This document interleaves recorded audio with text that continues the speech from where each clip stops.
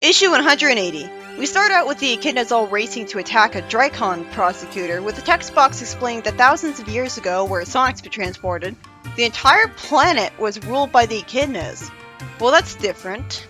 And that would have made much more sense for Penders to have written, since they had advanced technology, and there was no reason they shouldn't have just left their floating island with planes to conquer the world.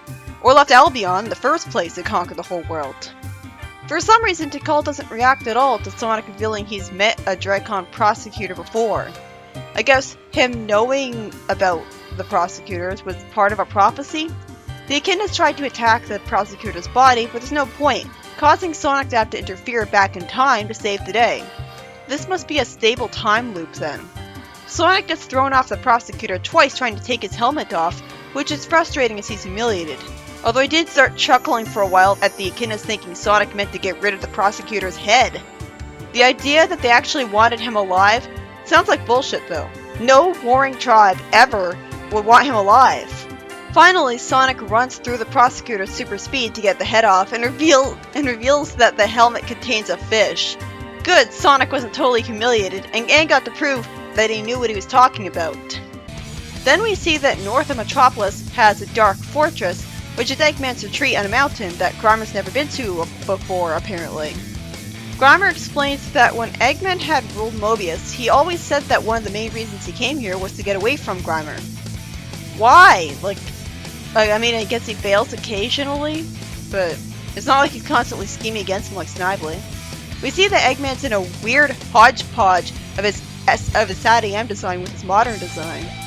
Because he's wearing the modern military jacket with the SAD-AM black and red eyes. It looks wrong, like they photoshopped his head onto a different body. They see the Master Emerald because once the emeralds were released from their chamber, Eggman was able to attract them with his Chaos Resonator.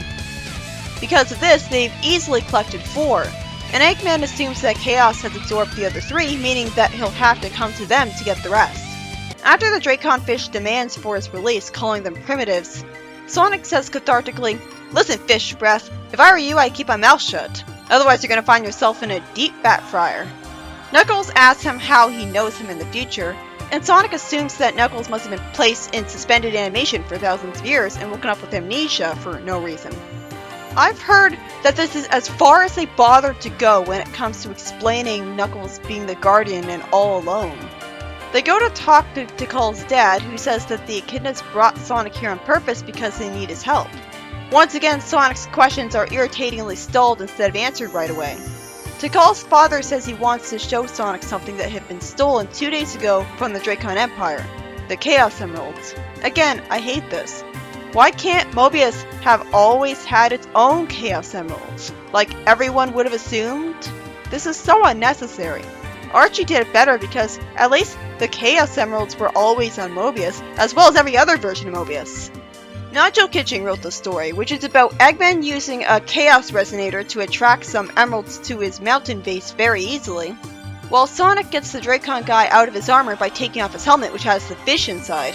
That got a genuine chuckle out of me because of the reactions of the echidnas to what he was doing, as they somehow misinterpreted him as wanting to take his head off instead of simply wanting to remove the helmet. Then we're told that Tikal's dad had a part in getting Sonic's help. I better get my answers about how Sonic's here in the next issue because I'm tired of such a gaping plot hole being left open.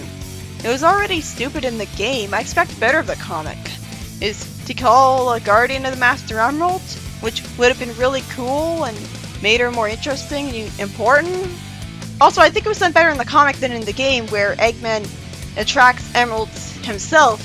Because in the game, Sonic goes through levels and he gets emeralds, and then it turns out that getting those emeralds was how Eggman got him in the first place, which makes Sonic look like he made a huge mistake by going through those levels, and makes the levels look like padding.